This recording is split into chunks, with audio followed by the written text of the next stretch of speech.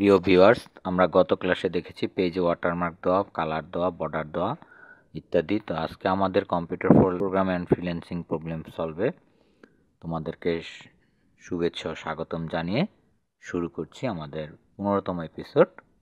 তো আজকে আমাদের এই 15তম এপিসোডে যা থাকছে তা হচ্ছে লেআউট মেনু।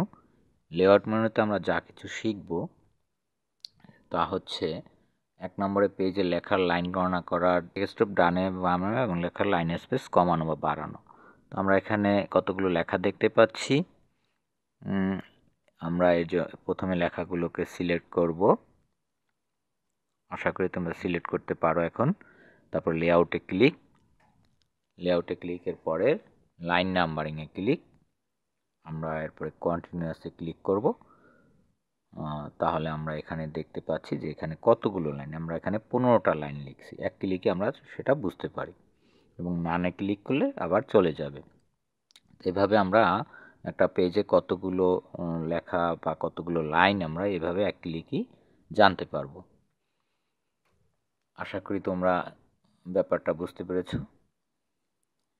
এবার আমরা দেখতেছি লেখাগুলোকে কিভাবে একসাথে ডানে বা ইনডেন্ট করা, বামে নেওয়া। আমরা দেখো লেখাগুলোকে সিলেক্ট করলাম, অথবা তোমরা ব্যাক স্পেস প্রেস করলে আবার পূর্বের অবস্থায় ফিরে আসবে।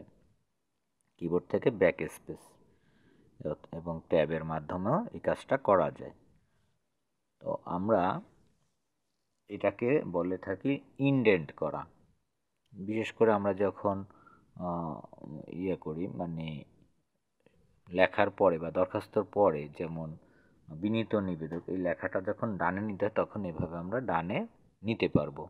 সিলেক্ট করে ট্যাব চাপ দিলেই তাহলে এটা ডানে চলে যাবে। আশা করি তোমরা ব্যাপারটা বুঝতে পেরেছো ইনডেন্ট জিনিসটা কি।